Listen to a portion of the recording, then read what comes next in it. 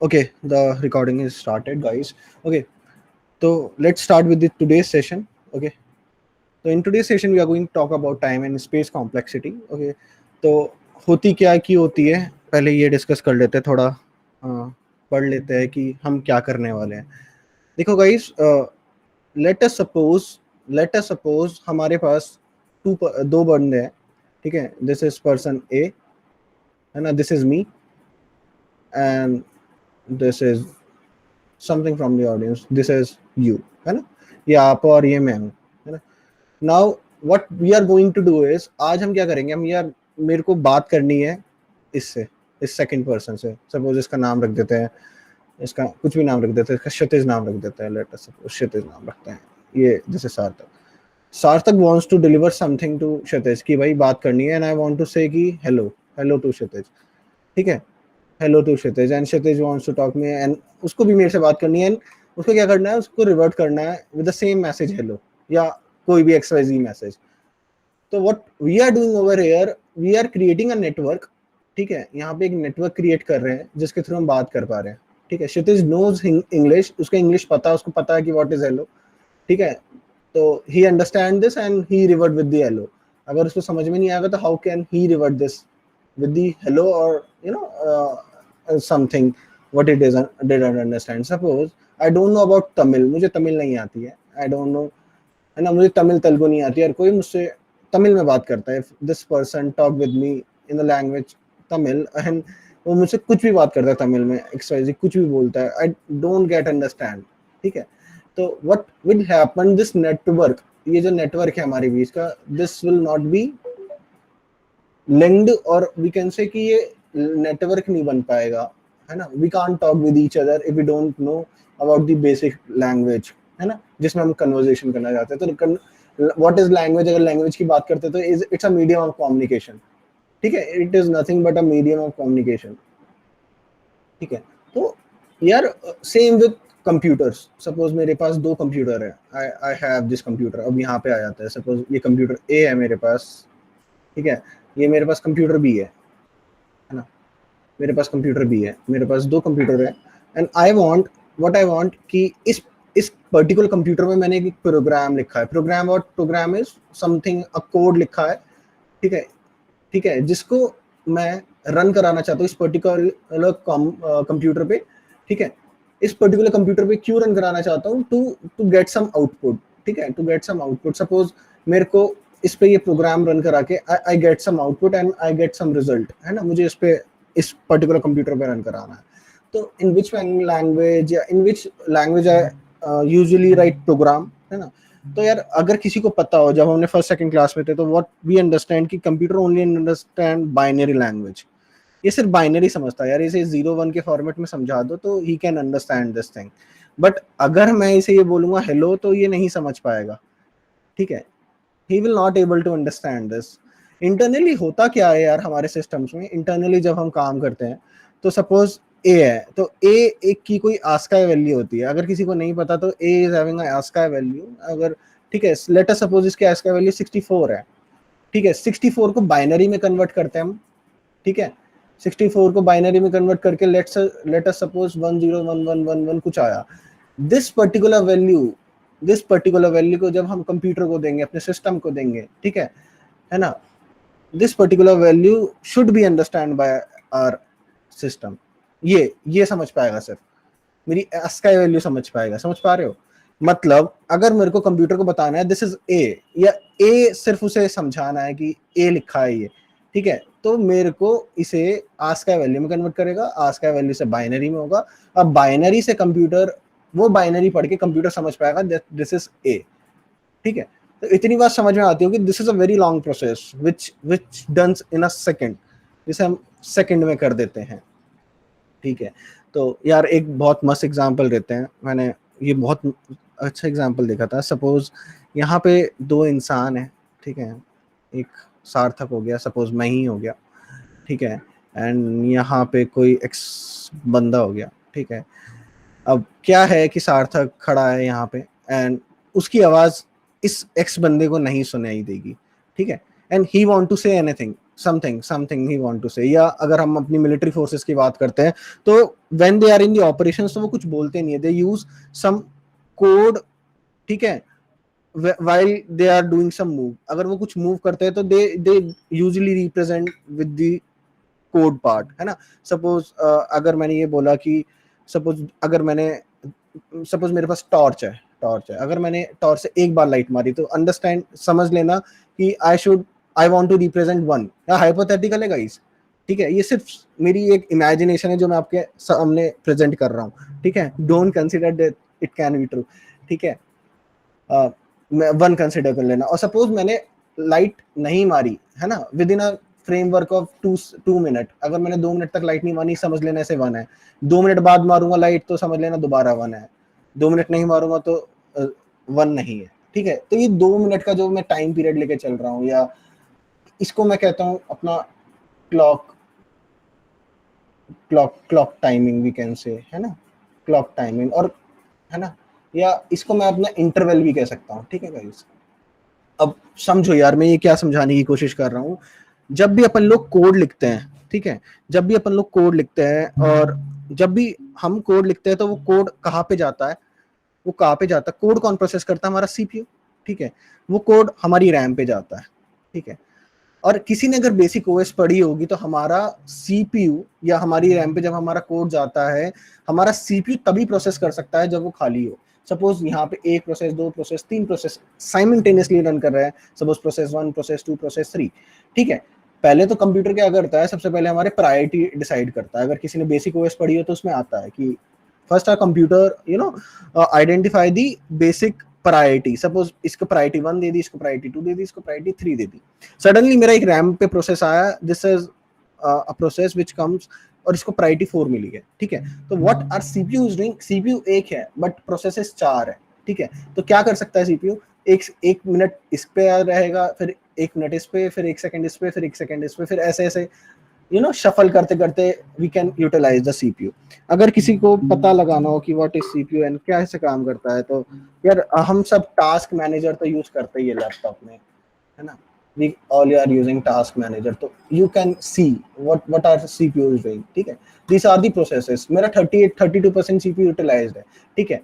बार बार processes change हो रहा है। देखो ये क्या दिखा रहा है कि बार बार ये क्या दिखा रहा है, 12.5, 2.3, 2.1 हो रहा है। व्हाट इट डिक्लेयर कि ना बार बार हमारे सीपीयू में से कुछ अमाउंट घटता है, कुछ अमाउंट आता है, कुछ अमाउंट जाता है। मतलब हमारा सीपीयू ना साइमल्टेनियसली वैल्यू चेंज कर रहा है, मतलब हर बार एक नया प्रोसेस पकड़ता है, ठीक है। n number of processes are running in my system, बहुत सारे प्रोसेस रन कर रहे हैं, कैन सी से कुछ प्रोसेस जो अभी काम ही नहीं कर रहे हैं, है ना, उनको सिस्टम यूटिलाइज नहीं कर रहा है। सपोज मैं कोई सर्विस यूज करता हूँ डायग्नोस्टिक की, तो ये वाला प्रोसेस अपने आप अप हो जाएगा and it uses the system, ठीक है। तो this is what our actual system is consuming. अब यार एक चीज सोच के देखो, जो मेरा ये मेरा प्लेयर है, ये मैं हूँ, एंड आई वांट कि मैं इसको अपनी बात बता सकूं, है ना। तो how we are doing this, मैं एक टॉर्च से इसको सिग्नल भेज रहा हूँ, ठीक है। सपोज 1 सेकंड में मैं एक सिग्नल भेजता हूँ, but I need to explain him a very long very long phrase, है ना, या I need to explain which take almost 2 hours. अगर मैं ऐसे ही करता रहूंगा, ठीक है, 2 घंटे 3 घंटे लग जाएंगे मुझे 2-4 लाइन लिखने में, अगर मैं टॉर्च के साथ खेलता रहा।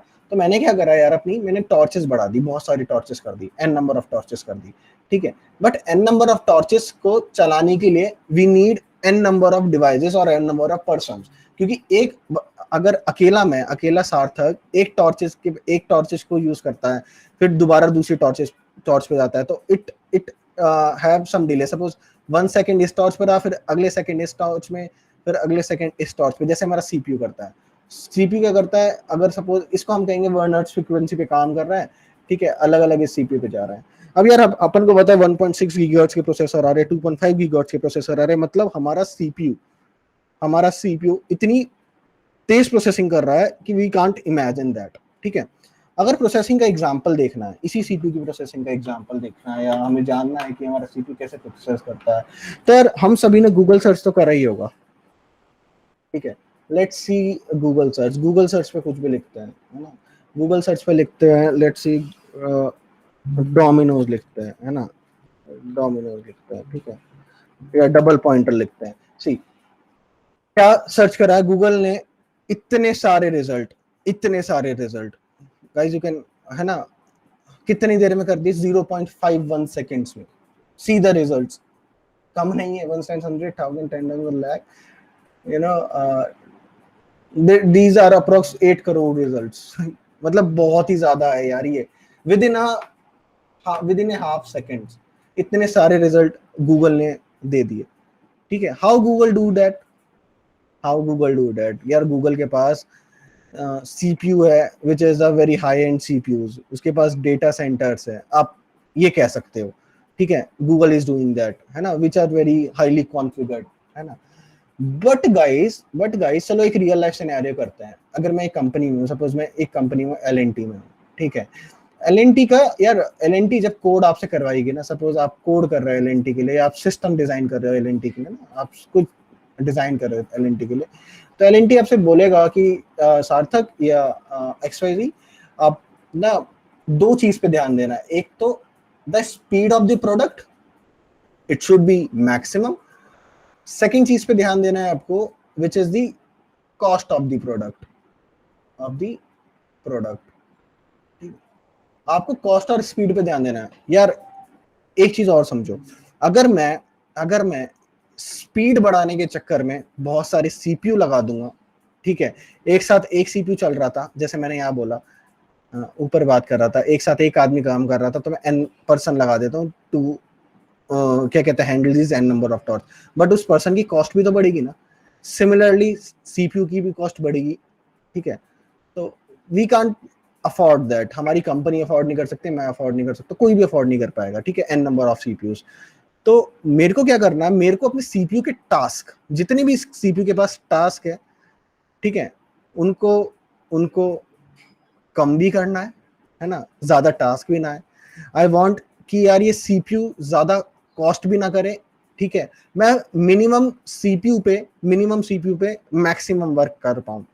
And how can I do that if I या माय टीम जो कोड लिख रही है, ये वाला कोड जो लिख रही है, if they manage the CPU utilisation, ठीक है। अब यार ये सीपीयू यूटिलाइजेशन पे आ जाते हैं, और यहाँ से हमारा ना टॉपिक चालू होता है, टाइम और स्पेस कॉम्प्लेक्सिटी। ठीक है, इतनी बड़ी कहानी जो थी ना, वो सिर्फ टाइम और स्पेस कॉम्प्लेक्सिटी के लिए थी, कि क्यों हम सीपीयू पे इतना डिपेंड हो जाते हैं कभी कभार, है ना। हमारी सीपीयू की यूटिलाइजेशन डिसाइड करती है कि हमारा प्रोडक्ट कैसा होगा, ठीक है। दोबारा बोलता हूँ, हमारी सीपीयू की यूटिलाइजेशन डिपेंड करती है कि हमारा कोड और प्रोडक्ट कैसा होगा। will it be feasible for the Indian market, will it be feasible for the market or not, ठीक है। अगर मेरी सीपीयू की यूटिलाइजेशन ज्यादा है, ठीक है, आई नीड क्या कहते हैं, more CPU to run this, more CPU directly proportional to more money will create more burden to a company, है ना, और सिस्टम बहुत ज्यादा महंगा हो जाएगा, विच कंपनी डजंट वांट। तो यहाँ पे आती है भाई टाइम और स्पेस कॉम्प्लेक्सिटी की, ठीक है, स्पेस कॉम्प्लेक्सिटी। जो सीपीयू डिपेंड करता है वो हमारा टाइम कॉम्प्लेक्सिटी पे डिपेंड करता है, और स्पेस कॉम्प्लेक्सिटी हम हार्ड डिस्क के साथ बात करेंगे अभी। हार्ड डिस्क या हमारी एसएसडी, जो नई तरह की हमारी सॉलिड स्टेट ड्राइव आई है एसएसडी, उनके साथ बात करेंगे, ठीक है। तो let's talk about time complexity. तो टाइम कॉम्प्लेक्सिटी, जैसे मैंने आपको बताया कि time complexity is something which is depend on CPU, ठीक है। एंड टाइम कॉम्प्लेक्सिटी और किस चीज पे डिपेंड करती होगी यार, आप जो मेमोरी यूज कर रहे हो, सीपीयू के अलावा जो मेमोरी यूज कर रहे हो, सपोज आप हार्ड डिस्क की, एसएसडी की जो भी मेमोरी यूज कर रहे हो, सपोज आप एचडीडी यूज करते थे अपन लोग सब पहले, है ना, अब तो बहुत सारे लैपटॉप में एसएसडी भी आने लग गई। तो पहले क्या होता था, आपको अगर एक फाइल ट्रांसफर करनी है तो it will take a minute to transfer, ठीक है, 10 GB ऑफ फाइल, ठीक है। अब क्या आ गई, एसएसडी आ गई, तो it will take 30 to 40 seconds to transfer a file, ठीक है, टू ट्रांसफर 10 GB फाइल, ठीक है। अब एसएसडी से भी एसएसडी प्रो आ रही है, जैसे अगर अपन लोग नए प्रोसेसर्स की बात करें, या SSD में बहुत सारे वेरिएंट आते हैं, ठीक है। अगर इसमें ही हम सैमसंग का जो SSD आती है, टॉप एंड SSD आती है, it can transfer this data in 10 seconds. और अच्छा चले एप्पल में जाएंगे तो हो सकता है ये 8 से 9 सेकेंड में कर दे, ठीक है। बहुत सारे अलग अलग फीचर्स आ गए। तो it depend on the memory usage, कितना हमारी मेमोरी को यूज कर रही है, कितना हमारा डिस्क यूज कर रही है, ठीक है। It also depend on network usage. हमारी जो टाइम कॉम्प्लेक्सिटी है, it's depend on network. Suppose I am doing some work which is a network based application, ठीक है, and it is not getting the proper network or it is not getting the proper internet and thing, तो क्या होगा कि it will take huge time to deploy a particular thing जो कि वो कम में भी कर सकता था, ठीक है। तो मतलब हमारा टाइम कॉम्प्लेक्सिटी की अगर डिपेंडेंसी दिखे जाए तो CPU, हमारी मेमोरी, हमारी डिस्क, हमारी नेटवर्क, इन सभी यूसेज से डिपेंड करती है, ठीक है ना। और अभी यार अपन को सबसे ज्यादा फोकस करना है CPU के टाइम पे, क्योंकि मेमोरी भी चलो देखो यार, अब इसमें से आप एक चीज अब मैं आपको बहुत अच्छी बताता हूँ, है ना। अब इन सब में से आप CPU को छोड़ के हर कुछ एक्सटेंड कर सकते हो। ये इसमें भी एक्सटेंड हो जाता है, it is not cost much, और ना तो इस पे ज्यादा डिपेंडेंसी आती है। नेटवर्क भी यार, now we are in the world की जहाँ पे 5G इंट्रोड्यूस होने वाला है, तो नेटवर्क की भी कोई ऐसी प्रॉब्लम नहीं है, डिस्क की भी प्रॉब्लम नहीं है। सबसे ज्यादा प्रॉब्लम आती है हमारी CPU की, सबसे ज्यादा प्रॉब्लम आती है CPU की। CPU को जैसे हमें पता है कि this is also the compute unit, क्या ये हमारी कंप्यूट यूनिट होती है CPU। यूनिट की स्पेलिंग क्या होती है? यूनिट, अच्छा, दस। CPU is also known as R compute unit, ठीक है। तो and let's define this CPU, yeah, this time complexity in two different ways। एक होती है परफॉर्मेंस, ठीक है, हमारी, और एक होती है हमारी कॉम्प्लेक्सिटी,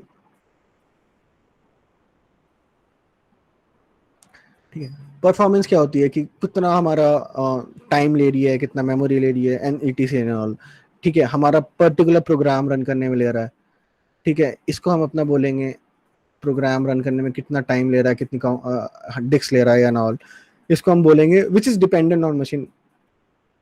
ये हमारी एक परफॉर्मेंस फीचर है, ठीक है। कॉम्प्लेक्सिटी क्या होती है? सपोज मेरा एक कोड है, suppose I am building a code which is एक 100 लाइन का कोड है, उसकी टाइम कॉम्प्लेक्सिटी अलग होगी। एक 1000 लाइन का कोड है, उसकी टाइम कॉम्प्लेक्सिटी अलग होगी। एक 10,000 लाइन का कोड है, उसकी टाइम कॉम्प्लेक्सिटी अलग होगी। एक कोड है जिसमें लूप ही लूप है, उसकी टाइम कॉम्प्लेक्सिटी बहुत ही ज्यादा होगी, ठीक है। अभी आगे बात करेंगे कि टाइम कॉम्प्लेक्सिटी कैसे डिपेंड करती है।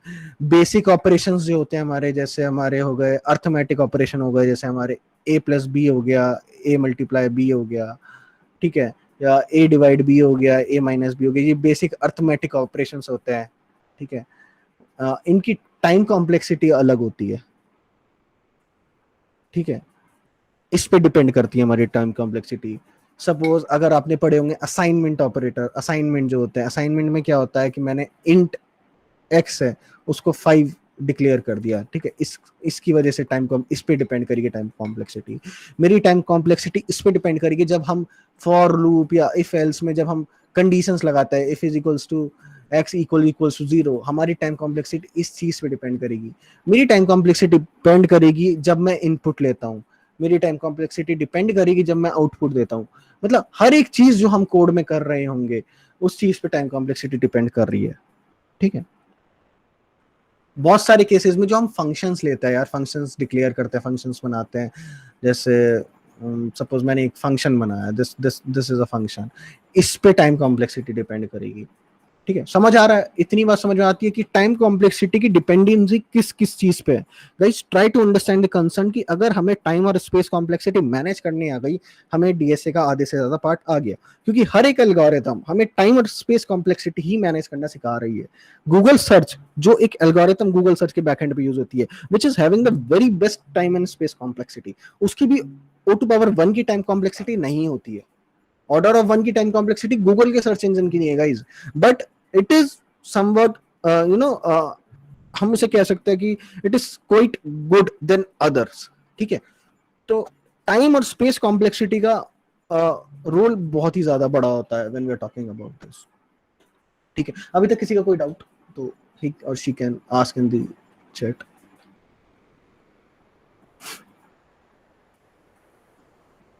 ठीक है, ओके, हाय, हेलो, यस और नो, कुछ तो बोलो। No no no no no, okay. तो अभी टाइम कॉम्प्लेक्सिटी की अगर अपन लोग बात ही कर रहे हैं, इतने आ ही गए आगे, तो एक एक चीज और समझते हैं। हमारी जो एल्गोरिदम होती है, एल्गोरिदम क्या होती है यार, एल्गोरिदम क्या होती है, हम क्या करते हैं, कोड लिखने से पहले ये लिखते हैं एल्गोरिदम। यार कोड लिखने से पहले एल्गोरिदम लिखते हैं। सपोज मेरे को क्या करना है, मेरे को एक्स को 10 बार प्रिंट कराना है, तो मैं इफ और एल्स में लिखूंगा, इफ एक्स इक्वल्स टू 0, ठीक है, प्रिंट और एक कंडीशन लगा दूंगा, ठीक है, फॉर लूप लगा दूंगा, सॉरी फॉर लूप लगा दूंगा और ये प्रिंट कर दूंगा, या वाइल लूप लगा दूंगा, वाइल लूप लगा के प्रिंट कर दूंगा, ठीक है, लूपिंग कर दूंगा, ठीक है। अगर मुझे कुछ सर्च करना है, इफ एल्स लगाना है तो इफ एल्स कर दूंगा, ठीक है। दिस इज समथिंग एल्गोरिथम है। उसके एल्गोरिथम क्या होती है कि ये प्रोग्राम को बता दिए प्रोग्राम कैसे चलने वाला है हमारा। अब यार एल्गोरिथम ना 3 तरीके से डिपेंड होती है। सपोज एक हमारी एल्गोरिथम है सीक्वेंशियल सर्च।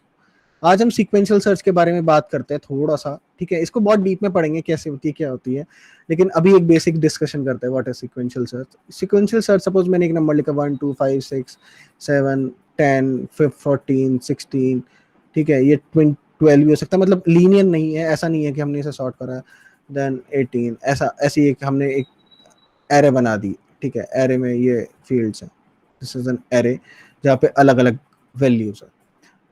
अब कभी भी हम बात कर रहे होंगे एल्गोरिदम की, तो एल्गोरिदम 3 टाइप की होती है। पहले तो हम ये देख लेते हैं। सबसे पहली होती है बेस्ट केस, सबसे जो हमारी बेस्ट होती है, या फिर वर्स्ट होती होगी, फिर एवरेज होती है, ठीक है। अब ये बेस्ट कौन सी वाली होती है, ठीक है, जब हम पढ़ेंगे अभी हम पढ़ेंगे अभी ओमेगा, ओमेगा ओमेगा नोटेशन, ठीक है, दिस इज ओमेगा नोटेशन। फिर हम पढ़ेंगे big O, big O notations, big O is the worst, है ना, जो कोई भी नहीं चाहता है। Then will learn about theta, जो मैक्सिमम केस में हमें देखने को मिल जाती है, ठीक है, एवरेज होती है हमारी, ठीक है। Let's talk about sequential. Sequential search में भी हम यार ये तीनों निकाल सकते हैं। सपोज मेरे को ये नंबर सर्च करना है 18, सपोज मेरे को सर्च करना है नंबर 18, तो मैं क्या करूंगा, मेरा बेस्ट केस सिनेरियो क्या होगा, मेरा वर्स्ट क्या होगा, मेरा एवरेज क्या होगा, हम ये थोड़ा देख लेते हैं एक बार। इस समय एक बहुत बड़ा आइडिया लग जाएगा कि हम करने क्या आ रहे हैं। मैं 18 सर्च करना है, तो मेरे को 18 के लिए क्या करना पड़ेगा, पहले यहाँ से जाना पड़ेगा, 12 है नहीं, गलत, फिर यहाँ से गलत, फिर एक लूप करना पड़ेगा। जब तक मेरे को वो नहीं मिल जाता तब तक मुझे हर एक एरे पे जाना पड़ेगा, ठीक है। मैं यहाँ पे गया, मेरे को 18 मिल गया, ठीक है। अगर ये 18 नहीं होता, ये n होता और ये n नंबर की एरे होती है, ठीक है, टिल n, तो मेरे को कहाँ पे मिलता, ये n नंबर पे मिलता। तो उसका वर्स्ट केस हो गया n, ऑर्डर ऑफ n, ठीक है। इसका बेस्ट केस हो गया ऑर्डर ऑफ n, ठीक है। If the number is present, if the number is present, अगर इसमें नंबर प्रेजेंट है तो इसका वर्स्ट केस n है, अगर इसमें नंबर प्रेजेंट है तो, ठीक है। अब talk about is worst best case. Best case क्या है कि अगर मेरे सिस्टम ने पूछा या आपने पूछा 12 सर्च करना है, 12 इसके फर्स्ट एलिमेंट है, वहां पे मिल गया, तो ये इसका बेस्ट केस है, ऑर्डर ऑफ 1। और वही बात करी जाए अगर एवरेज केस की, तो एवरेज केस क्या है यार, इसका कहीं मिडिल में अगर हमें मिल जाता है तो इट्स एवरेज इज n/2, ठीक है। अगर यहाँ पे मिल जाता कोई एलिमेंट या यहाँ पे मिल जाता है तो n/2 will take in the average, ठीक है। यहाँ पे हम ये बात कर रहे होंगे, ठीक है। अगर ये नंबर ही प्रेजेंट नहीं होता, if the number is not present, if the number is not present, अगर नंबर ही नहीं होगा मेरे पास, तो मैं क्या करूंगा। सपोज मैंने सर्च करवाया 20 और 20 तो है ही नहीं यहाँ पे, तो क्या करेगा मेरा प्रोग्राम, यहाँ पे जाएगा देखेगा, यहाँ पे जाएगा देखेगा, यहाँ पे जाएगा देखेगा, दिखेगा, फिर देखेगा, ऐसे करते करते लास्ट तक पहुंच जाएगा, नहीं मिला सर, नहीं है, तो क्या होगा, ओ की पावर n, ओ, है ना, ऑर्डर ऑफ n की। वर्स्ट केस भी ऑर्डर ऑफ n होगा, एवरेज भी ऑर्डर ऑफ n होगा, जबकि नंबर है ही नहीं क्योंकि सर्च करेगा ही, ठीक है।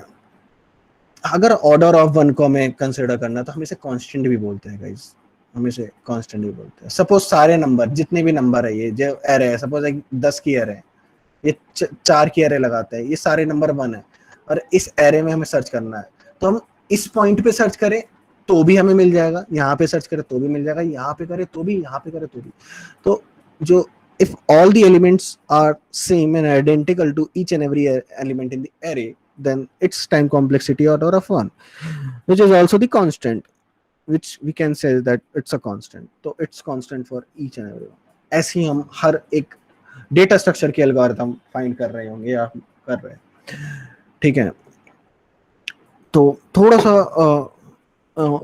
जान लेते हैं बिग ओ नोटेशन होती क्या है, ठीक है। देखो यार, बिग ओ नोटेशन जब आती है, जैसे मैंने बताया, big O notation is the worst case scenario, ठीक है, जो हमारे एल्गोरिथम में किसी भी डेवलपर को नहीं चाहिए होती है ना। बट सबसे ज्यादा डेवलपर काम भी इसी पे करता है क्योंकि हमें बचना भी इसी से होता है, ठीक है। तो if you talk about big O notation, तो अगर हमारी प्रॉब्लम है, जो प्रॉब्लम है, and if the problem size is n, मेरी प्रॉब्लम का साइज जो है वो n है ना, n नंबर ऑफ साइज की मेरी problem, then we are going talk about big O notation तब आएगी, है ना। अगर हमारा कांस्टेंट टाइम फंक्शन है या कांस्टेंट मेथड है अगर हम यूज कर रहे हैं, तो it will be the order of 1, जो कि मैंने यहाँ बताया है आपको, ठीक है। अगर हमारा कोई कांस्टेंट मेथड है, कांस्टेंट फंक्शन है, तो it will be the order of 1, ठीक है। कहा है, ये रहा, ये वाला ना कांस्टेंट वाला, it will be the order of 1, है ना। If you want to write these things you can write, if you don't want to write तो इसके मैं नोट्स प्रोवाइड कर दूंगा, ठीक है। तो for a constant time guys, और ऑफ कांस्टेंट टाइम और फंक्शन, टाइम फंक्शन कह लो या मेथड कह लो, ठीक है, अगर कांस्टेंट होगा, ठीक है, तो वो ऑर्डर ऑफ 1 का होगा, ऑर्डर ऑफ 1, ये याद रखना यार, ये ऑर्डर ऑफ 1 लिखा है।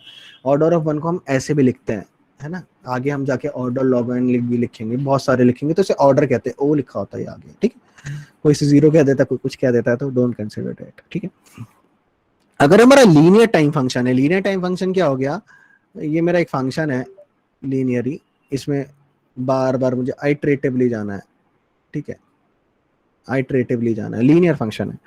तो इसकी जो टाइम कॉम्प्लेक्सिटी होगी for a linear function, for a linear function, मैं क्या कहूंगा, इसकी भी टाइम कॉम्प्लेक्सिटी ऑर्डर ऑफ, इसकी होगी ऑर्डर ऑफ एन की, क्योंकि मुझे एन नंबर तक जाना पड़ सकता है, और वर्स्ट के सिनेरियो में हम सबसे बुरा सोचते हैं, हमारे साथ सबसे बुरा क्या हो सकता है हम वहां सोचते हैं। सपोज मेरा क्वाड्रेटिक टाइम फंक्शन है, क्वाड्रेटिक इक्वेशन है, क्वाड्रेटिक मेथड है, ठीक है। तो इस केस में, जो मेरी टाइम कॉम्प्लेक्सिटी होगी इन क्वाड्रेटिक टाइम फंक्शन, अब आप में से ऑडियंस से क्वेश्चन है, what is a quadratic time function या क्वाड्रेटिक फंक्शन, या क्या होता है, ये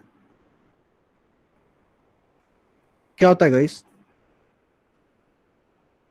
एनीवन? Does n square? नहीं, एन स्क्वायर तो उसकी टाइम कॉम्प्लेक्सिटी थी, वो व्हाट इज दैट, ये होता क्या है quadratic time function, what we can say that, कोई एग्जांपल?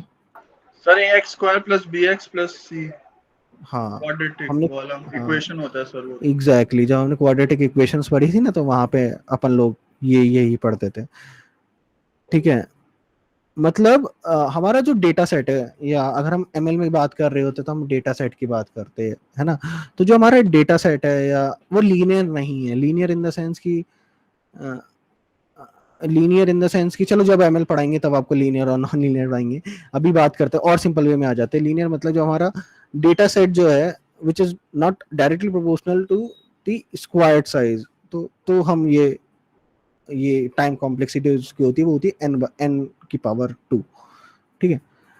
तो क्वाड्रेटिक इक्वेशन हम यहाँ पे कह सकते हैं कि क्वाड्रेटिक इक्वेशन की जो कॉम्प्लेक्सिटी होती है वो ऐसी होती है, ठीक है,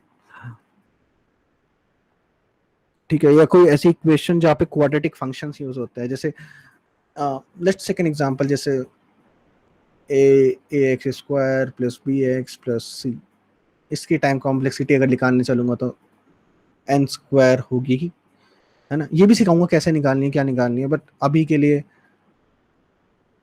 लेट्स फोकस ऑन दिस, ठीक है, ठीक है। हमने क्वाड्रेटिक की बात कर ली, लीनियर की बात कर ली, फंक्शन मेथड वगैरह की बात कर ली, अगर कांस्टेंट होते हैं, बचा क्या? होपफुली कुछ नहीं बचा है। ठीक है, अब आगे चलते हैं और बात करते हैं कि अगर, ठीक है, अगर अपन लोग, अगर आगे हम चले और अगर हमारा फंक्शन ऑन मेथड, अभी तो हमारा फंक्शन ऑन मेथड जो था कांस्टेंट था, तो ऑर्डर ऑफ 1 हो गई। अगर ये कांस्टेंट नहीं होता है तो हमारे फंक्शन और मेथड की टाइम कॉम्प्लेक्सिटी कैसे हम डिटरमाइन करेंगे? ठीक है, तो लेट्स सी कि how to determine the time complexity of different pieces of code, है ना, कोड के साथ हम ये देखते हैं। तो guys tell me in the chat section if you have any doubt till now, है ना, या समझ में आ रहा हो, कुछ प्रॉब्लम आ रही हो तो you can tell me so that I can resolve here only. भैया हाँ बोलो। हाँ, लीनियर सर्च में अगर एलिमेंट प्रेजेंट नहीं है तो फिर उसको हम लोग कांस्टेंट टाइम बोलेंगे या फिर जैसे कि ओवर नहीं ऑर्डर ऑफ 1 या नहीं फिर नहीं, अगर अगर हमारा लीनियर सर्च में, जैसे मैंने बात करी थी, जब हम ऊपर भी कर रहे थे, लीनियर ही कर रहे थे, जब हमारा एलिमेंट प्रेजेंट ही नहीं था तो it will be order of n. क्यों ऑर्डर ऑफ एन होगा?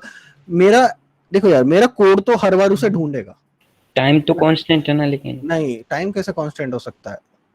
अगर मेरा एलिमेंट प्रेजेंट नहीं है, सपोज मैंने कोड में तो दे रखा है ना कि if, क्या कहता है, if x इक्वल्स टू 20, या मैंने अपना फॉर लूप तो दे रखा है ना, फॉर लूप में तो प्रेजेंट कर रखा है मैंने, i की वैल्यू प्रेजेंट कर रखी है 1 से, i इटरेट होगा, ठीक है, i कहां तक जाएगा, i is less than equals to 2, i equals to 20, वहां पे तो रुकेगा 20 पे, जब n 20 हो जाएगा। सपोज n ही नहीं मिला, i मिला ही नहीं 20, तो लूप तो चला है ना। अगर इस लूप में 19th वैल्यू थी और 20th वैल्यू पे 20 एग्जिस्ट करता था, तो 20 तक लूप तो चला है ना। ये तो वही बात हो गई ना कि सपोज आप कहीं कॉलेज में गए एंड कॉलेज में आपको कुछ पढ़ाई समझ में नहीं आ रही है, तो आप कॉलेज वालों से कह रहे हो हमारे पैसे वापस कर दो। नहीं, आप कॉलेज में बैठे तो थे ना, आप पढ़ने तो गए थे ना, आपको नहीं समझ में आया, वो आपकी गलती नहीं है, वो उनकी गलती नहीं, वो आपकी गलती है। ठीक है, तो इसे इस एग्जांपल से हम कंसिडर कर सकते हैं, लूप तो चला है, और जब लूप चला है तो टाइम कॉम्प्लेक्सिटी भी बनी होगी। ठीक है, तो कांस्टेंट टाइम हम उसे बोलते हैं जिसमें फर्स्ट इटरेशन में हमें कोई भी एलिमेंट मिल जाए, या फिर फर्स्ट इटरेशन में फर्स्ट आइटरेशन में मिल जाए, या सारे एलिमेंट, अगर सपोज मेरे पास 20 की एरे है ना, अब 20 की एरे में हमारे सारे एलिमेंट 1 है, सारे एलिमेंट ही 1 है 20 की एरे में, तो वो कांस्टेंट है। मैं 1 पे सर्च करूं, इंडेक्स 1 पे, इंडेक्स 0 पे, इंडेक्स 10 पे, इंडेक्स 20 पे, सब में 1 मिलेगा, तो this is constant, this is constant. Okay भैया, ठीक है, और कुछ? O stand for below, which mean worst case complexity. हाँ, O n square exactly.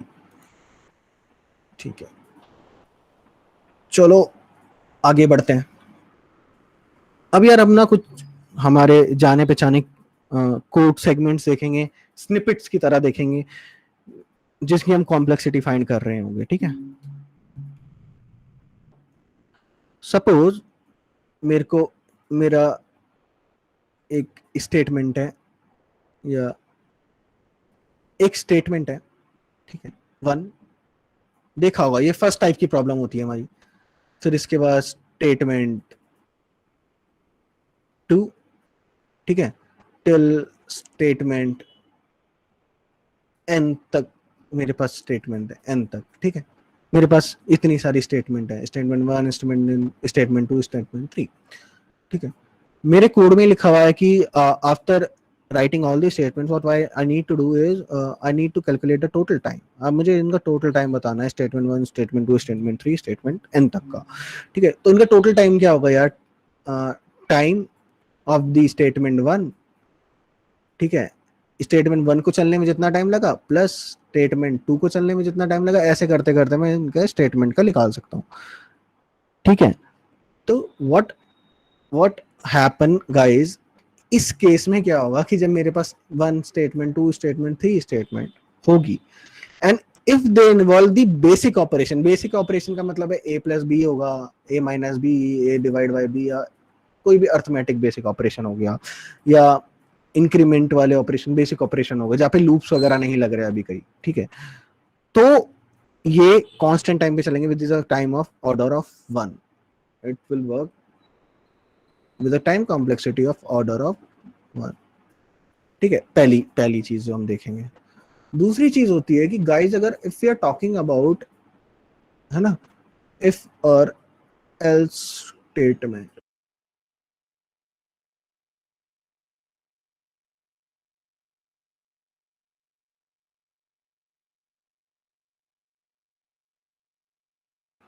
Wait a minute guys, wait a minute, है ना, ये किसने करी है?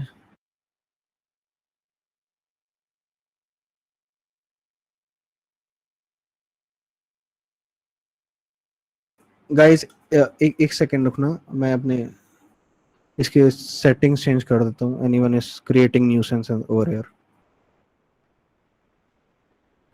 म्यूट कर रहा है. Give me a second.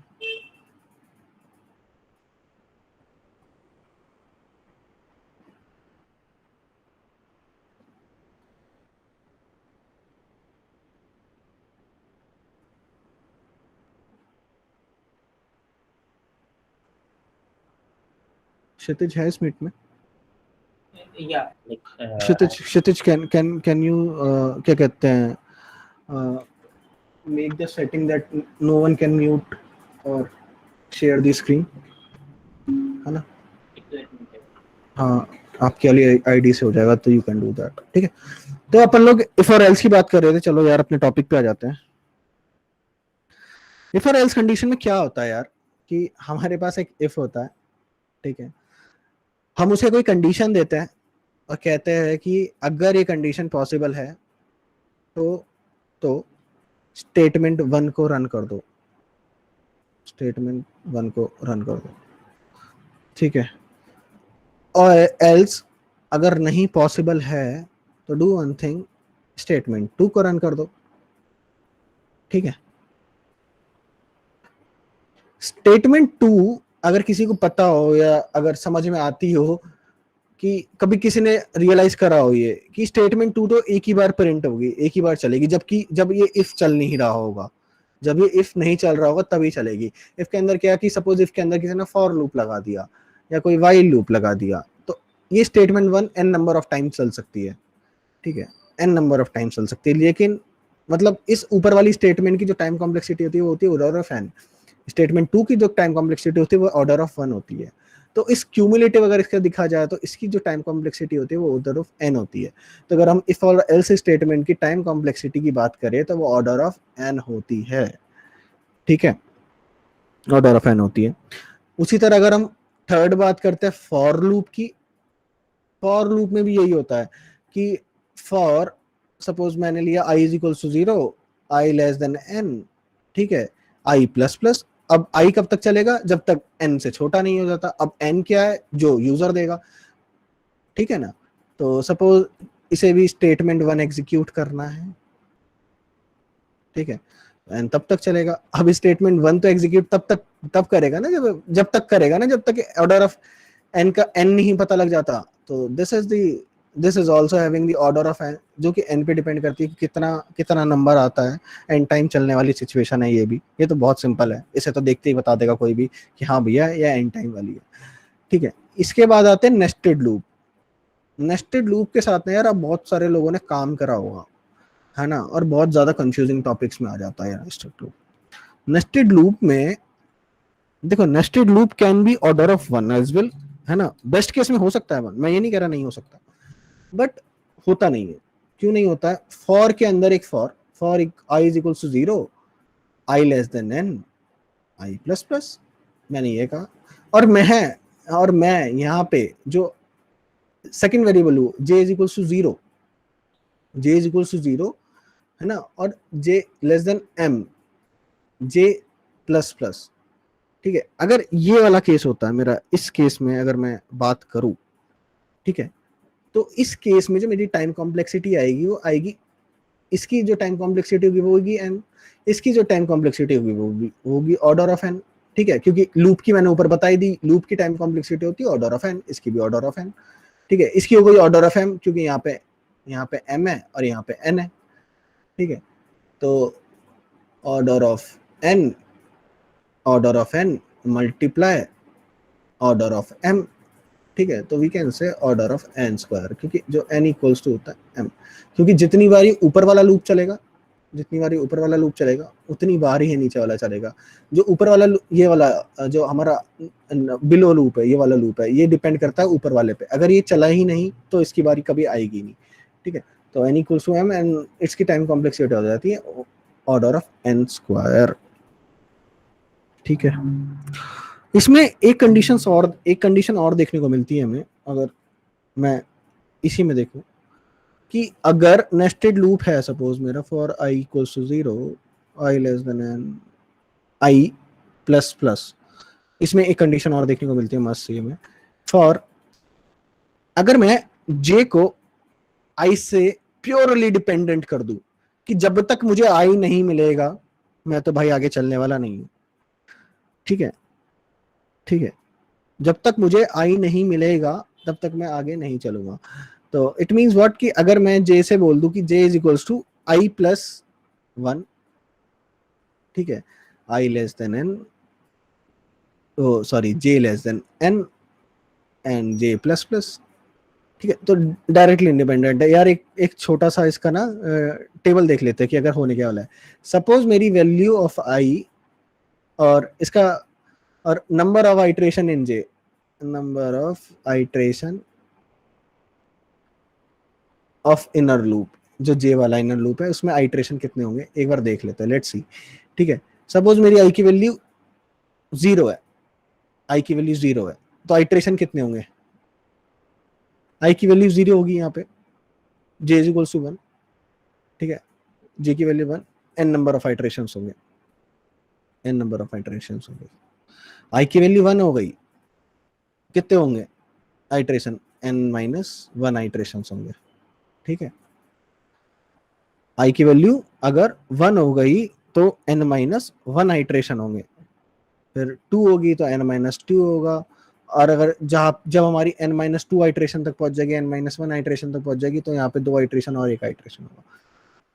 देख पा रहे हो, समझ पा रहे हो कि इसकी टाइम कॉम्प्लेक्सिटी अगर हम ये वाली सारी डिजिट्स को प्लस कर दे, ये वाली सारी डिजिट को प्लस कर दे, तो इसकी टाइम कॉम्प्लेक्सिटी सिर्फ और सिर्फ इनर लूप की टाइम कॉम्प्लेक्सिटी आ जाती है ऑर्डर ऑफ एन स्क्वायर। तो हम दो तरीके से प्रूव कर सकते हैं कि जो इनर लूप है, इनर लूप के आने की वजह से हमारी टाइम कॉम्प्लेक्सिटी हो जाती है ऑर्डर ऑफ एन स्क्वायर। ठीक है, या तो दोनों अलग अलग हो, अगर दोनों सेम है मतलब डिपेंडेंट है, तो हम अपन क्या करेंगे, अपन ये टेबल से बता देंगे कि देखो ऑर्डर ऑफ एन स्क्वायर ऐसे आ जाती है, क्योंकि अगर एक बार लूप नहीं चलेगा, 0 बार चलेगा तो एन होगी, एक बार चला तो एन माइनस 1 होगी। ठीक है, एन से मतलब एन माइनस 1 का मतलब ऐसा हो जाता है कि अगर 0 बार लूप चला है तो एन कॉम्प्लेक्सिटी, अगर एक बार चल गया तो यहाँ पे एक बार कम चलेगा, यहाँ पे 2 बार चलिए 2 बार कम चलेगा, यहाँ एन माइनस 2 चला तब 2 बार चलेगा, और एन माइनस 1 चला तो एक बार चलेगा। तो this is something which is dependent. ठीक है, पांचवी और हमारी लास्ट अगर हम बात करी जाए, ठीक है, टाइम कॉम्प्लेक्सिटी की, अगर हम बात करी जाएगी हमारे फंक्शंस की, तो वो ये होगी कि अगर मेरा कोई लूप भी नहीं है ना, कंडीशन स्टेटमेंट भी नहीं आ रही है, ठीक है, नेस्टेड लूप भी नहीं है, इफ और एल्स वेल्स भी नहीं है, स्टेटमेंट सिंपल स्टेटमेंट भी नहीं बेसिक वाली। अब मेरी अगर स्टेटमेंट है जिसके अंदर फंक्शन या मेथड यूज हो रखे हैं, जिसके अंदर फंक्शन या मेथड यूज हो रखे हैं, तो क्या करेंगे?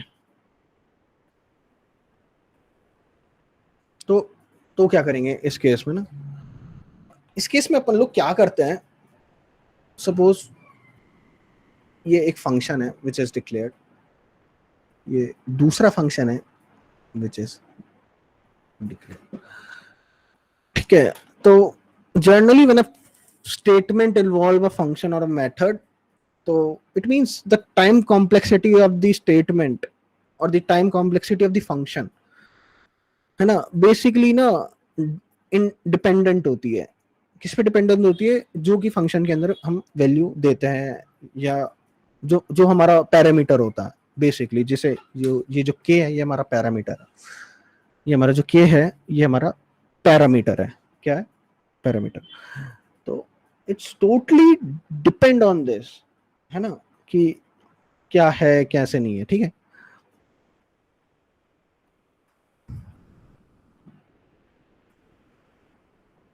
ठीक है, तो लेट्स ट्राई टू अंडरस्टैंड कि अगर मेरा ये फंक्शन है और अगर मैं इसकी टाइम कॉम्प्लेक्सिटी क्या होगी, हो सकता है इसकी time complexity O to power 1 हो सकता है इसकी time complexity order of k हो. It's totally depend on the parameter which is under this function. ठीक है, अगर ये फंक्शन मेरा किसी फॉर लूप के अंदर आ जाता है या लूप के अंदर आ जाता है तो इसकी टाइम कॉम्प्लेक्सिटी क्या होगी. सपोज j प्लस प्लस तो हाँ तो भी 1 होगी. ऑर्डर ऑफ n का मतलब होता है, ऑर्डर ऑफ n का मतलब order of if the parameter is 3 तो k होगी, n होगी, इसकी टाइम कॉम्प्लेक्सिटी 3 होगी. मतलब इसको जितना भी टाइम लगेगा उसको मल्टीप्लाई, अगर इसको एक फंक्शन एग्जीक्यूट करने में 1 सेकंड लगता है तो अब इसे पैरामीटर अगर 3 हो तो 3 सेकंड लगेगा इसे एग्जीक्यूट करने में. ठीक है, in previous cases what is the total time complexity of the both inner and outer loop. अगर both inner और outer loop की अगर हमने बात करी, जैसे मैंने बताया, अगर वो दोनों अलग अलग है, सपोज इंडिपेंडेंट है ना, और तो भी n स्क्वायर हो गया, ऑर्डर ऑफ n स्क्वायर. अगर डिपेंडेंट है तो भी n स्क्वायर ही आ रही है. तो it's in both the cases it is n square. ठीक है, नेस्टेड लूप में भी. ठीक है, तो अगर हम यहाँ पे देख रहे थे, यहाँ पे अगर हमने फंक्शन कॉल करा, यहाँ पे अगर मैंने फंक्शन कॉल करा जी एन. ठीक है, ये मेरा फंक्शन है.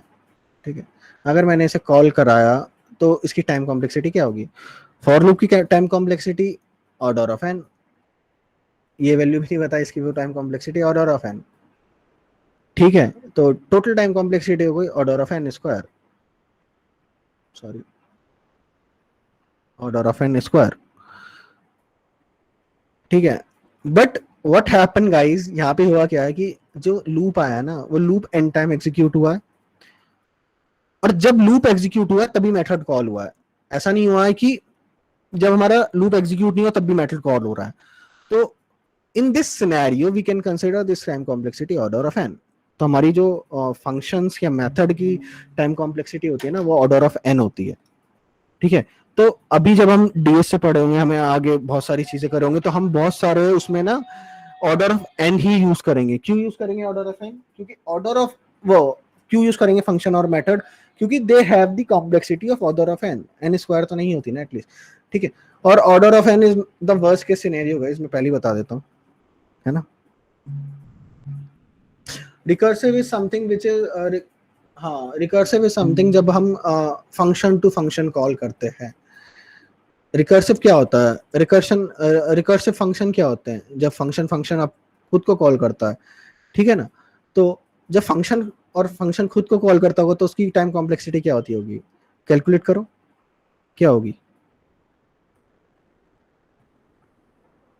ऑर्डर ऑफ एन ही होगी ना. जब फंक्शन चलेगा तभी तो फंक्शन दूसरा कैलकुलेट करेगा. जब फंक्शन चलेगा तभी तो कैलकुलेट करेगा. ठीक है, केस टू हमारा था, एक मिनट हो गया, इफ और एल्स. इफ और एल्स में क्या होता है कि यार जब हमारा इफ होता है और एल्स होता है, सपोज हमारे पास इफ है और हमारे पास एल्स है. यहाँ पे देखो conditions. Let's take an example. अगर इफ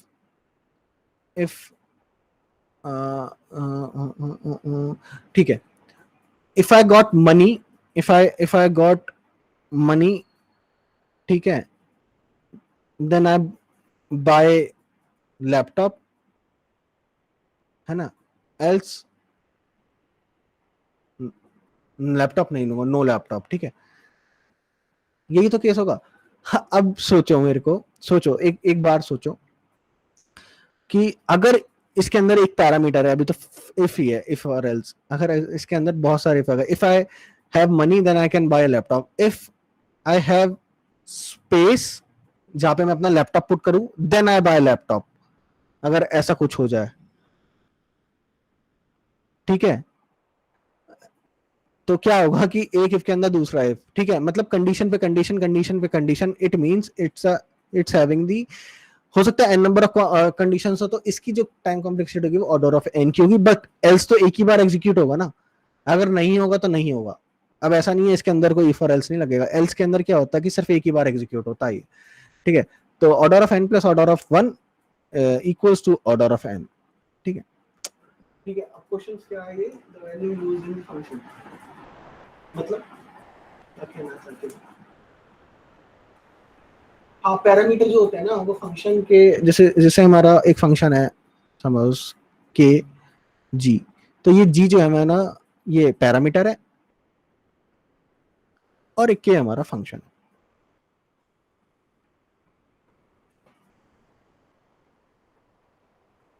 नेस्टेड बताया तो था, नेस्टेड फॉर लूप्स का बताया तो था, ये तो रहा नीचे नेस्टेड वाला, ये रहा।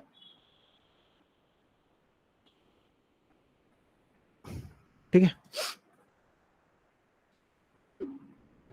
किसी को कुछ और पूछना हो तो वो पूछ सकता है।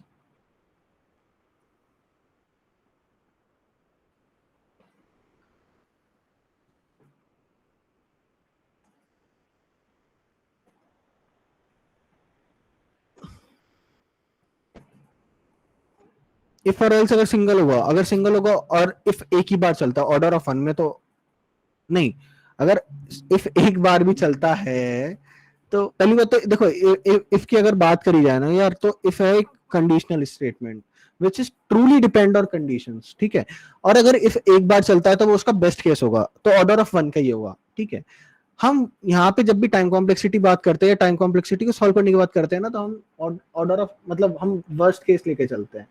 ठीक है, वर्स्ट से वर्स्ट केस में भी एल्स एक ही बार चलेगा, है ना, लेकिन इफ तो कितनी भी बार चल सकता है, तो मैं ये बोल रहा हूँ आपसे, है ना।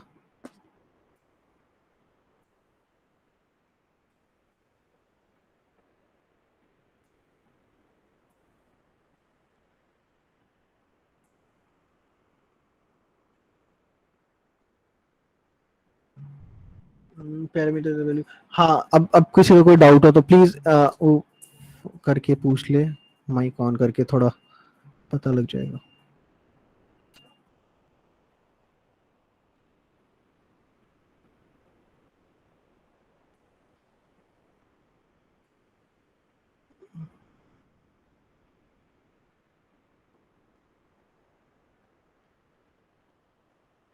भैया जैसे अब हमारा जो हमने कोड लिखे हैं उसके लाइन ऑफ कोड पे तो डिपेंड करेगा ना हमारी कॉम्प्लेक्सिटी, लाइक क्योंकि एक जगह लाइक हम अगर हम ऐसा दो केस लेते हैं, अगर हम एक जगह प्रिंट स्टेटमेंट लिख रहे हैं जिसमें हम 1000 बार हेलो वर्ड प्रिंट कराते हैं, और एक केस में वो 1000 बार कैसे कराएगा? नहीं, वो टाइम कॉम्प्लेक्सिटी नहीं डिपेंड करेगी, that will differ the time of the execution, but time complexity is a relative term which just tell कि वो कितना टाइम लेगी डिपेंडिंग ऑन द इनपुट। अगर तूने 5 इनपुट दिया और तूने 1000 बार प्रिंट करवाया तो भी वो उतना ही टाइम लेगी। अगर तूने 10,000 इनपुट दिया और उसको 1000 टाइम प्रिंट करवाया तो भी वो 1000 टाइम प्रिंट करने में सेम टाइम लगी। So the relative time is same. So the time complexity will be O of 1 only. Time complexity is just based on relative time, and like the time of execution will vary in both the cases. मतलब अगर time complexity की क्षितिज सही बात कह रहा है, क्षितिज बात मतलब अगर इन लेमन लैंग्वेज में कहे कि जो इनपुट फंक्शन होगा जब हमारा एल्गोरिथम से हम रन कर रहे हैं, हमारा कोड रन कर रहा है, ठीक है, तो time complexity is dependent on the function of the input size, तो हम ये कह सकते हैं। सेकंड चीज, अगर हम स्पेस कॉम्प्लेक्सिटी की बात करें जो हमने अभी तक करी नहीं है, जो हम अभी करेंगे, ठीक है, स्पेस कॉम्प्लेक्सिटी में आता है द अमाउंट ऑफ स्पेस और the memory of the algorithm takes to run a function, ठीक है, और the of a particular length of the input. तो वहां पे हमें स्पेस कॉम्प्लेक्सिटी में जरूर फर्क पड़ेगा इस चीज से, ठीक है। तो एक बार space complexity Actually, space complexity will also not be altered. It will also be same as. नहीं, It will be just depending like how many variables we are initializing, and like if we are creating an array, so the creation of the array based on the input that will differ the time complexity. But if we are just initializing a variable, then it will not be. There will be no difference in the time. मतलब उसका question क्षितिज ये था कि अगर अपन लोग N time एक चीज print करा है ऑन अ पर्टिकुलर एरिया, तो देखो यार ऐसा होता है कि ना स्पेस कॉम्प्लेक्सिटी को डिफर करना चाहिए, ठीक है।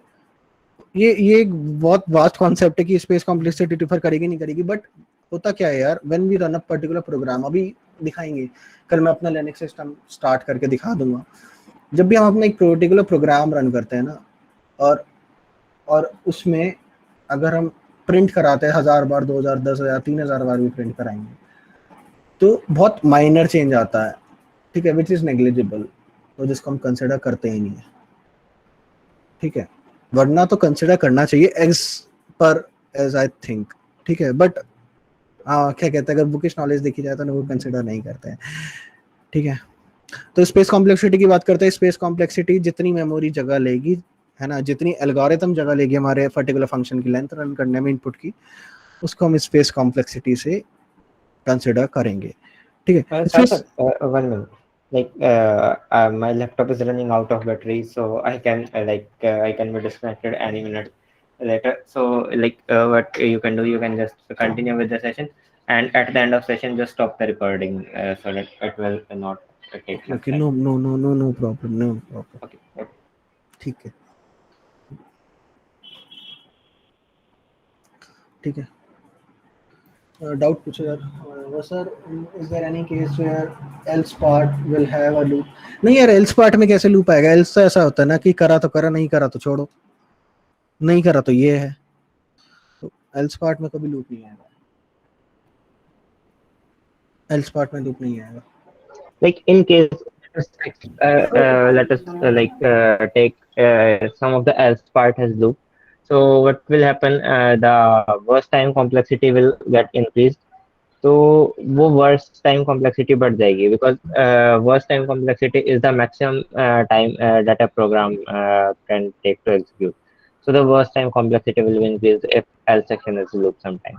हाँ, मतलब अगर हमने लूप लगा दिया, वैसे देखो यार, ऐसा होता है कि जो हम पढ़ रहे होते हैं ना, वो लेमन कंप्यूटर साइंस है, कोई एल्स में लूप क्यों लगाएगा जब उसे लूप लगाने के लिए ऊपर भी जगह मिल रही है। इफ और एल्स में जब वो कंडीशंस ऊपर अप्लाई कर सकता है ना, तो वो एल्स में लूप क्यों लगाएगा? आप खुद सोच के देखो, आज तक आपने एल्स में लूप लगाया है?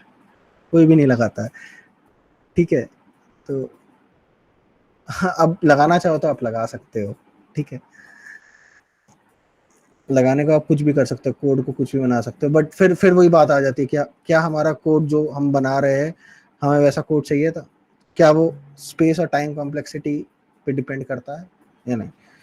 फिर हम आ जाते हैं, फिर हमारे इस मुद्दे पे बात होती है, तो इसलिए we are not using this, ठीक है। आ जाओ गाइज, अब डाउट भेजने चालू करो सारे, जिससे हम आपके डाउट सॉल्व कर सके।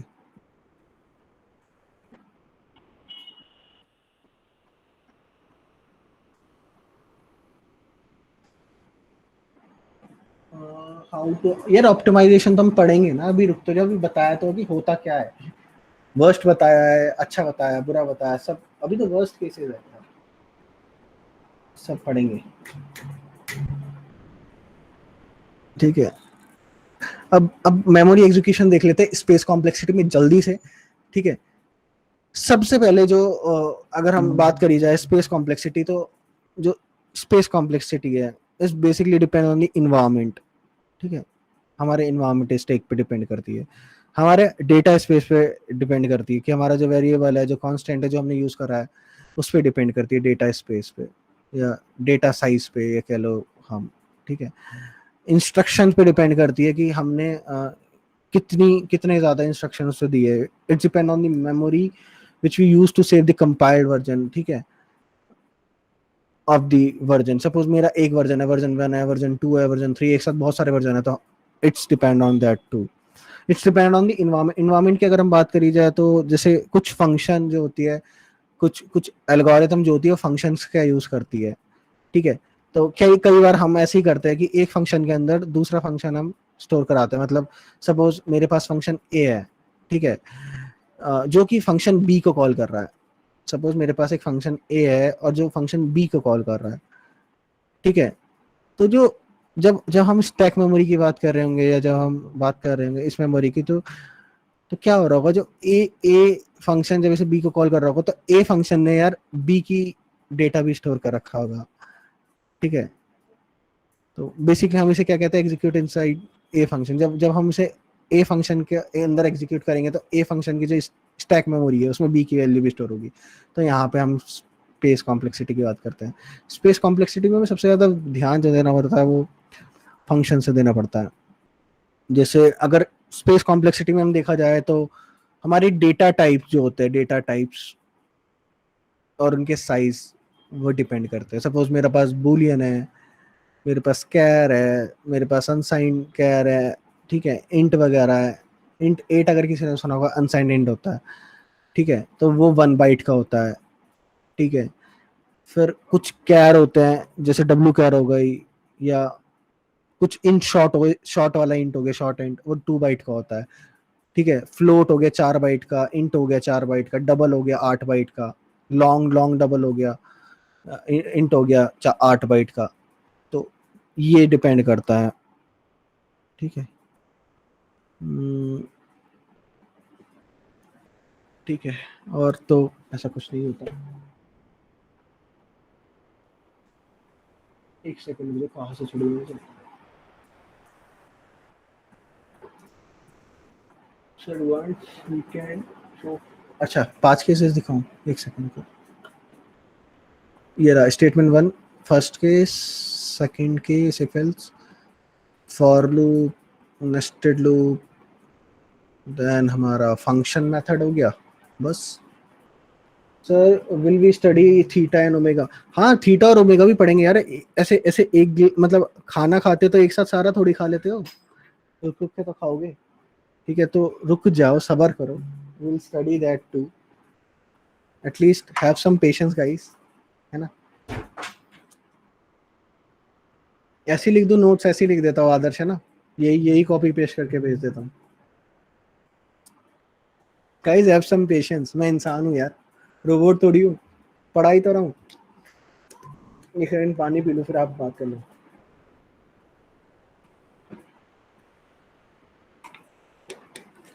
अच्छा चलो ठीक है, किशोर बहुत सही बात कह रहा है।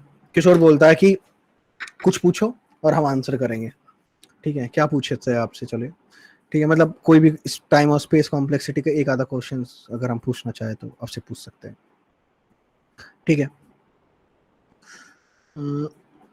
अगर अगर अगर अगर अगर या टाइम और स्पेस कॉम्प्लेक्सिटी में भी ओ की पावर n वगैरह रह गई है, तो मैं नहीं चाहता कि आप उसमें फंस के रह जाए, ठीक है।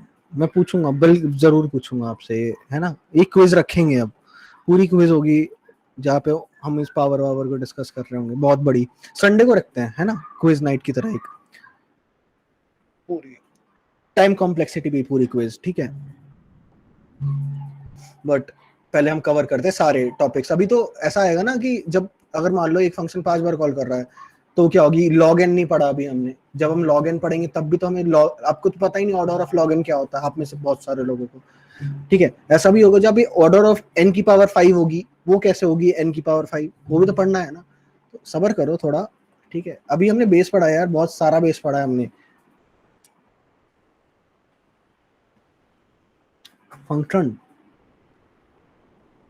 फंक्शन की टाइम कॉम्प्लेक्सिटी बताया तो था। फंक्शन क्या होता है यार, देखो फंक्शन जो होता है ना, फंक्शन के अंदर एक पैरामीटर होता है, इसकी जो टाइम कॉम्प्लेक्सिटी होती है ना, इस पैरामीटर पे डिपेंड करती है, ठीक है। मतलब इसकी पूरी दुनिया इस पैरामीटर पे घूमती है, जो इसका पैरामीटर होगा according to that time complexity defined होगी।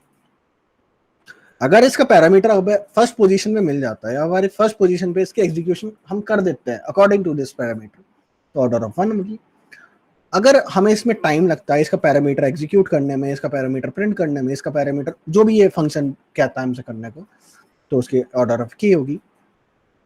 मैंने इसकी जो टाइम, क्योंकि फंक्शन तो अकेले तो एग्जीक्यूट करोगे नहीं, या फंक्शन को किसी लूप में लगाओगे, कंडीशन में लगाओगे, या फंक्शन से कुछ काम कराओगे, प्रिंट कराओगे, कुछ तो कराओगे ना, फंक्शन से कॉल करा के फंक्शन को इनिशियलाइज करोगे, फिर कॉल करोगे, कॉल करके कुछ तो काम कराओगे ना। तो मैंने इसे फॉर लूप में समझाया था।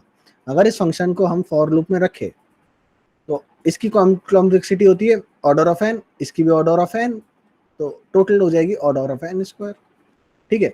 बट ये फंक्शन है, ठीक है, और ये फंक्शन जब ही कॉल होगा, ये फंक्शन जब ही कॉल होगा जब ये लूप पूरा चल चुका होगा, ठीक है। तो इसकी जो टाइम कॉम्प्लेक्सिटी होती है, इसकी होती है ऑर्डर ऑफ n, ठीक है। अभी के लिए ऑर्डर ऑफ n समझ लो, जिसको दोबारा नहीं आया ये दोबारा घूम के हमारे पास आएगा, ये पूरा सेगमेंट जो है कल, ठीक है, क्योंकि यार टाइम और स्पेस कॉम्प्लेक्सिटी एक बहुत ज्यादा बड़ा टॉपिक है। मतलब एक दिन में तो क्या, मैं आपको अभी तो हम जैसे जैसे धीरे धीरे चलेंगे ना, अगर हम सर्चिंग करेंगे तो वहाँ टाइम कॉम्प्लेक्सिटी पढ़ेंगे, सॉर्टिंग करेंगे तो वहाँ टाइम कॉम्प्लेक्सिटी पढ़ेंगे, कोई एल्गोरिथम पढ़ेंगे तो वहाँ टाइम कॉम्प्लेक्सिटी पढ़ेंगे, तो बहुत सारी चीजें आने वाली है। तो हैव सम पेशेंस, सब्र करो थोड़ा, है ना। सबकी आएगी यार, देखो मर्ज सॉर्ट वगैरह की, है ना, मर्ज सॉर्ट हो गया, एल्गोरिथम की एफिशिएंसी कैसे निकाले, एनालाइज कैसे करें, ये सब चीज, ठीक ठीक है। तो आई थिंक सो गाइस, आज की सेशन आपको समझ में आया होगा, ठीक है। I am stopping the recording guys, if anyone have any doubt till now they can ask.